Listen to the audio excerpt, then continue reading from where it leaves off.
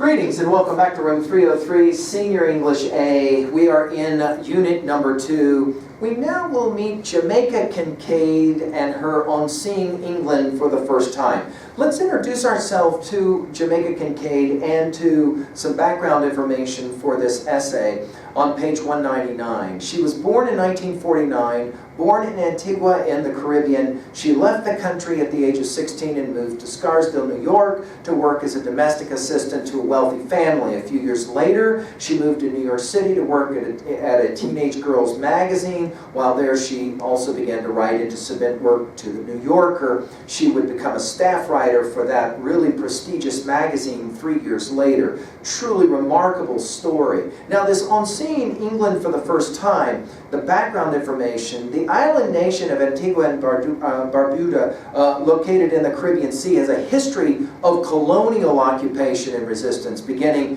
from 1632, when British settlers formed a colony and brought Africans to the islands to work as slaves. Antigua and Barbuda gained complete independence from the United Kingdom in 1981. Now we want to pay attention, because this is a longer reading, to paragraph outlining. So as we work through our paragraphs here, taking notes off to the side, let's enjoy the reading of Jamaica Kincaid's On Seeing England for the First Time. On Seeing England for the First Time by Jamaica Kincaid. When I saw England for the first time, I was a child in school sitting at a desk. The England I was looking at was laid out on a map, gently, beautifully, delicately, a very special jewel. It lay on a bed of sky blue, the background of the map, its yellow form mysterious, because though it looked like a leg of mutton, it could not really look like anything so familiar as a leg of mutton because it was England, with shadings of pink and green, unlike any shadings of pink and green I had seen before. Squiggly veins of red, running in every direction. England was a special jewel, all right, and only special people got to wear it. The people who got to wear England were English people. They wore it well, and they wore it everywhere. In jungles, in deserts, on plains, on top of the highest mountains, on all the oceans, on all the seas, in places where they were not welcome, in places they should not have been. When my teacher had pinned this map up on the blackboard, she said, "This is England." And she said it with authority, seriousness, and adoration. And we all sat up. It was as if she had said, "This is Jerusalem, the place you will go to when you die, but only if you have been good." We understood then, we were meant to understand then, that England was to be our source of myth, and the source from which we got our sense of reality, our sense of what was meaningful, our sense of what was meaningless, and much about our own lives, and much about the very idea of us headed that last list. At the time, I was a child sitting at my desk seeing England for the first time. I was already very familiar with the greatness of it. Each morning before I left for school, I ate a breakfast of half a grapefruit, an egg, bread and butter and a slice of cheese, and a cup of cocoa, or half a grapefruit, a bowl of oat porridge, bread and butter and a slice of cheese, and a cup of cocoa. The can of cocoa was often left on the table in front of me. It had written on it the name of the company, the year the company was established, and the words "Made in England." Those words, "Made in England," were written on the box the oats came in too. They would also have been written on the box the shoes I was wearing came in.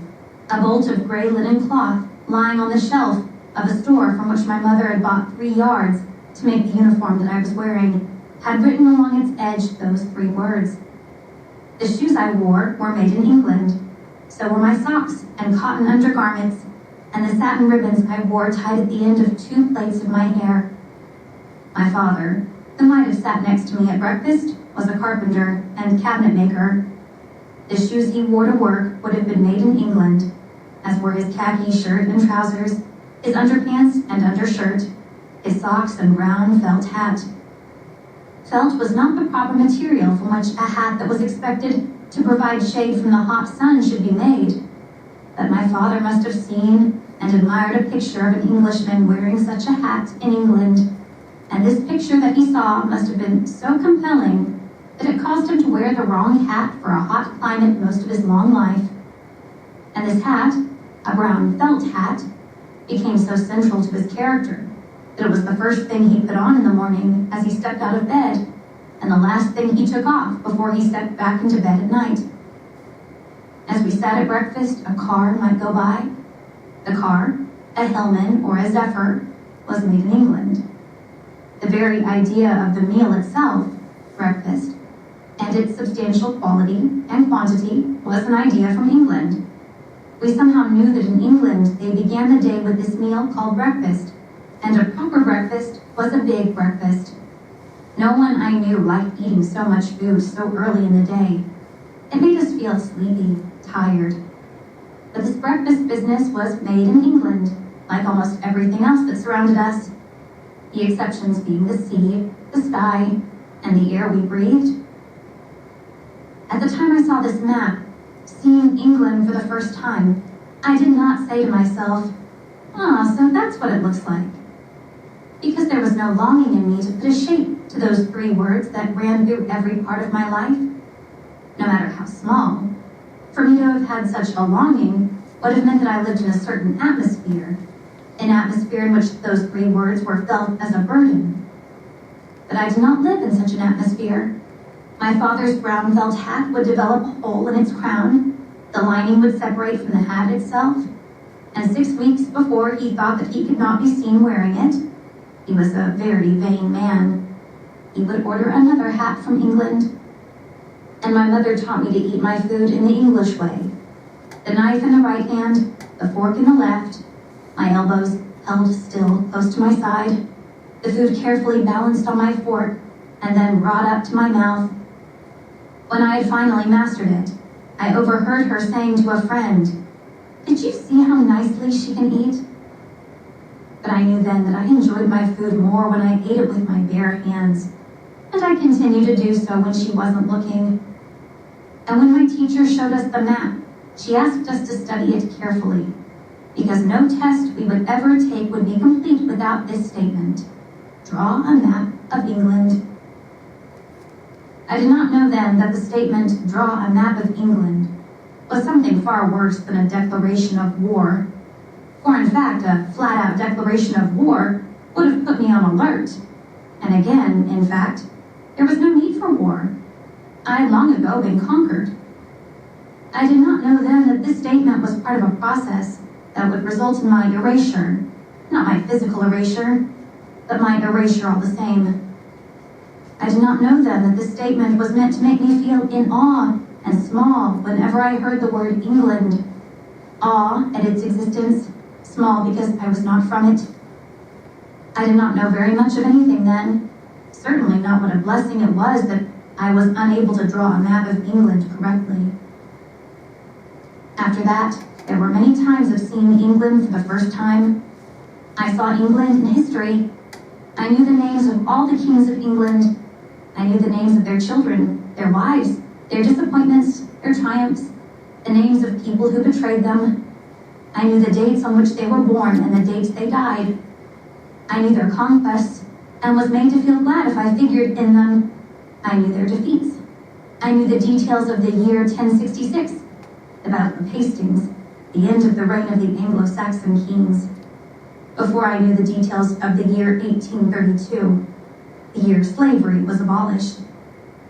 It wasn't as bad as I make it sound now. It was worse. I did like so much hearing again and again how Alfred the Great, traveling in disguise, had been left to watch cakes. And because he wasn't used to this, the cakes got burned, and Alfred burned his hands pulling them out of the fire, and the woman who had left him to watch the cakes screamed at him. I loved King Alfred. My grandfather was named after him. His son, my uncle, was named after King Alfred. My brother is named after King Alfred. And so there are 3 people in my family named after a man they have never met, a man who died over 10 centuries ago. The first view I got of England then was not unlike the first view received by the person who named my grandfather. This view, though, The naming of the kings, their deeds, their disappointments, was the vivid view, the forceful view. There were other views, subtler ones, softer, almost not there. But these were the ones that made the most lasting impression on me. These were the ones that made me really feel like nothing. When morning touched the sky was one phrase. For no morning touched the sky where I lived. The mornings where I lived came on abruptly, with a shock of heat and loud noises. Evening approaches was another. But the evenings where I lived did not approach. In fact, I had no evening. I had night, and I had day, and they came and went in a mechanical way.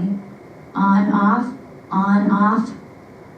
And then there were gentle mountains, and low blue skies, and moors over which people took walks for nothing but pleasure. When, where I lived, a walk was an act of labor, a burden, something only death or the automobile could relieve. And there were things that a small turn of a head could convey. Entire worlds, whole lives would depend on this thing, a certain turn of a head. Everyday life could be quite tiring, more tiring than anything I was told not to do. I was told not to gossip, but they did that all the time. And they ate so much food, violating another of those rules they taught me: do not indulge in gluttony. And the foods they ate, actually, if only sometime I could eat cold cuts after theater, cold cuts of lamb and mint sauce, and Yorkshire pudding and scones, and clotted cream, and sausages that came from up country. Imagine, up country. And having troubling thoughts at twilight. A good time to have troubling thoughts, apparently. And servants who stole and left in the middle of a crisis, who were born with a limp or some other kind of deformity, not nourished properly in their mother's womb. That last part I figured out for myself. The point was, oh, to have an untrustworthy servant, and wonderful cobbled streets onto which solid front doors opened, and people whose eyes were blue, and who had fair skins, and who smelled only of lavender, or sometimes sweet pea or primrose, and those flowers with those names: delphiniums, foxgloves, tulips, daffodils, floribunda, peonies, in bloom, a striking display, being cut and placed in large glass bowls, crystal, decorating rooms so large 20 families the size of mine could fit in comfortably, but used only for passing through. And the weather was so remarkable because the rain fell gently always, only occasionally in deep gusts, and it colored the air various shades of gray, each an appealing shade for a dress to be worn when a portrait was being painted. And when it rained at twilight, wonderful things happened. People bumped into each other unexpectedly, and that would lead to all sorts of turns of events. A plot. The near weather caused plots. I saw that people rushed. They rushed to catch trains. They rushed toward each other and away from each other. They rushed and rushed and rushed. That word, rushed. I did not know what it was to do that. It was too hot to do that. And so I came to envy people who would rush, even though it had no meaning to me to do such a thing. But there they are again. They loved their children. Their children were sent to their own rooms as a punishment. Rooms larger than my entire house. They were special. Everything about them said so, even their clothes. Their clothes rustled, swished, soothed. The world was theirs, not mine. Everything told me so. If now, as I speak of all this, I give the impression of someone on the outside looking in, nose pressed up against a glass window, that is wrong. My nose was pressed up against a glass window, all right, but there was an iron vise at the back of my neck, forcing my head to stay in place. To avert my gaze was to fall back into something from which I had been rescued, a hole filled with nothing, and that was the word for everything about me, nothing. The reality of my life was conquest, subjugation, humiliation, enforced amnesia. I was forced to forget. Just for instance, this. I lived in a part of St. John's, Antigua, called Ovals. Ovals was made up of 5 streets, each of them named after a famous English seaman. To be quite frank, an officially sanctioned criminal. Rodney Street, after George Rodney. Nelson Street, after Horatio Nelson, Drake Street, after Francis Drake, Hood Street, and Hawkins Street, after John Hawkins. But John Hawkins was knighted after a trip he made to Africa, opening up a new trade, the slave trade.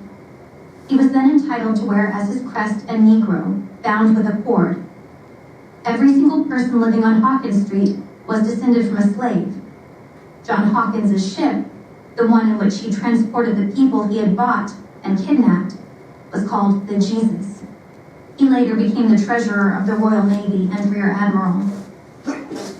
Again, the reality of my life, the life I led at the time I was being shown these views of England for the first time, for the second time, for the 100 millionth time, was this.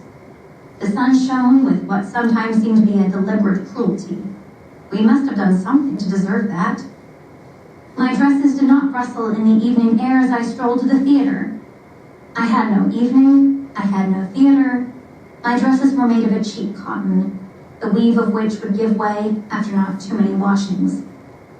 I got up in the morning, I did my chores, fetched water from the public pipe for my mother, swept the yard. I washed myself. I went to a woman to have my hair combed freshly every day, because before we were allowed into our classroom, our teachers would inspect us, and children who had not bathed that day, or had dirt under their fingernails, or whose hair had not been combed anew that day, might not be allowed to attend class. I ate that breakfast. I walked to school. At school we gathered in an auditorium and sang a hymn, All Things Bright and Beautiful. And looking down on us as we sang were portraits of the Queen of England and her husband. They wore jewels and medals, and they smiled. I was a brownie. At each meeting we would form a little group around a flagpole, and after raising the Union Jack, we would say, I promise to do my best, to do my duty to God and the Queen, to help other people every day and obey the Scouts' law.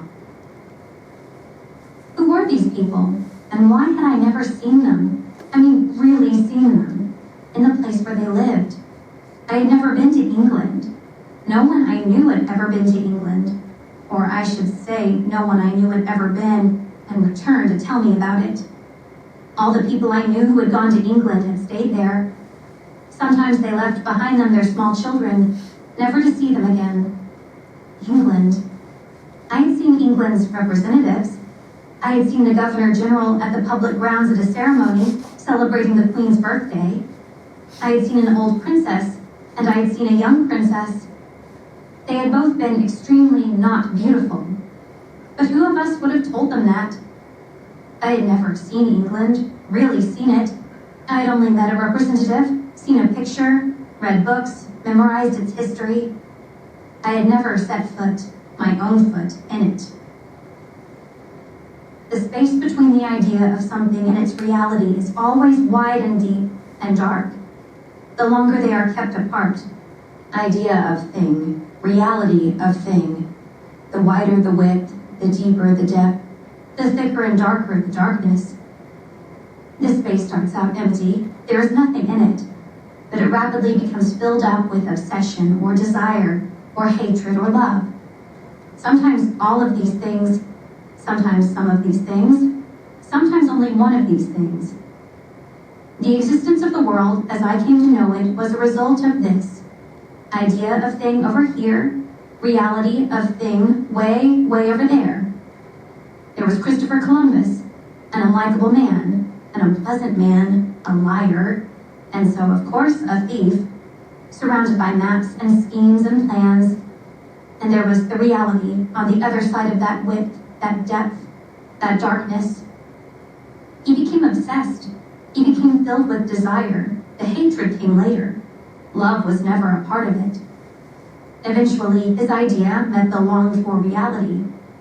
That the idea of something and its reality are often two completely different things is something no one ever remembers. And so when they meet and find that they are not compatible, the weaker of the two, idea or reality, dies. That idea Christopher Columbus had was more powerful than the reality he met, and so the reality he met died. And so, finally, when I was a grown-up woman, the mother of 2 children, the wife of someone, a person who resides in a powerful country that takes up more than its fair share of a continent, the owner of a house with many rooms in it and of 2 automobiles, with the desire and will, which I very much act upon, to take from the world more than I give back to it, more than I deserve, more than I need. Finally, then, I saw England, the real England, not a picture, not a painting, not through a story in a book, but England, for the first time. In me, the space between the idea of it and its reality had become filled with hatred. And so when at last I saw it, I wanted to take it into my hands and tear it into little pieces, and then crumble it up as if it were clay, child's clay. That was impossible, and so I could only indulge in not favorable opinions. There were monuments everywhere. They commemorated victories, battles fought between them and the people who lived across the sea from them. All vile people, fought over which of them would have dominion over the people who looked like me. The monuments were useless to them now. People sat on them and ate their lunch. They were like markers on an old useless trail, like a piece of old string tied to a finger to jog the memory, like old decoration in an old house, dirty, useless in the way. Their skins were so pale it made them look so fragile, so weak, so ugly.